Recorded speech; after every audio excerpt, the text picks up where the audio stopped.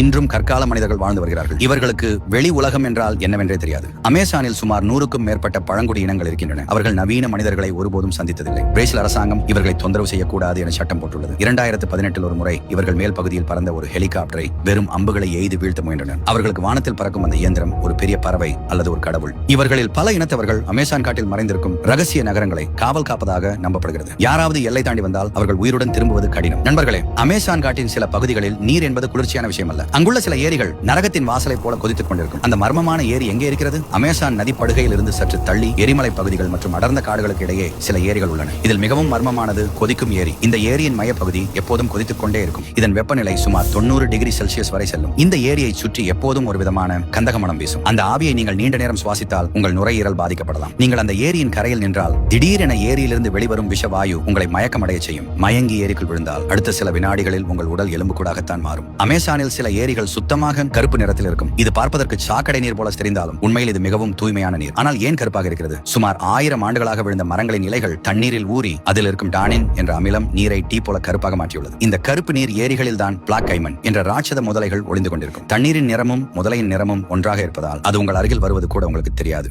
Amazon காட்டின் உயிர்நாடி Amazon நதி. சுமார் 6400 கிலோமீட்டர் நீளம் கொண்ட இந்த நதி உலகின் மிகப்பெரிய நீர்நிலை. ஆனால் இந்த ஆழமான இருண்ட தண்ணீருக்கு அடியில் என்ன இருக்கிறது என்று தெரிந்தால் நீங்கள் கால் வைக்க கூட அஞ்சுவீர்கள். உங்களுக்கு தெரியுமா, அமேசான் நதிக்கு சரியாக 4 கிலோமீட்டர் அடியில் பூமிக்கு அடியில் ரியோ ஹம்சா என்ற இன்னொரு ராட்சத நதி ஓடுகிறது. இது அமேசான் நதியை விட அகலமானது. பூமிக்கு அடியில் இவ்வளவு பெரிய நதி ஏன் ஓடுகிறது? அங்கு மனிதன் கண்டறியாத விசித்திரமான உயிரினங்கள் இருக்கின்றனவா என்பது இன்றும் ஒரு புரியாத புதிர்தான்.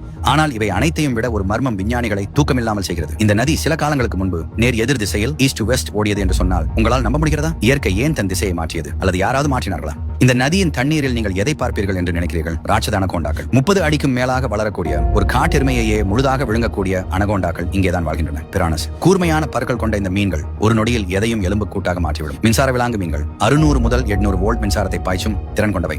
ஒரு குதிரையையே நிலைகுலைய வைக்கும் அதிர்ச்சி இது. உங்களால் நம்ப முடிகிறதா? அமேசானில் வாக்கிங் பாம் என்ற ஒரு வகை மரங்கள் உள்ளன. இவை சூரிய ஒளியை தேடி தங்கள் வேர்களை புதிய திசையில் வளர்த்து ஒரு இடத்திலிருந்து இன்னொரு இடத்திற்கு மெதுவாக நகர்கின்றன. ஒரு வருடத்தில் இந்த மரங்கள் சுமார் 20 மீட்டர் வரை இடம்பெறும். நீங்கள் இன்று ஒரு மரத்தை பார்த்துவிட்டு நாளை வந்து பார்த்தால் அது அங்கிருக்காது. நீங்கள் தனியாக இருக்கும்போது அந்த மரங்கள் உங்களை சூழ்ந்து கொள்வது போன்ற ஒரு பிரமையை இது ஏற்படுத்தும்.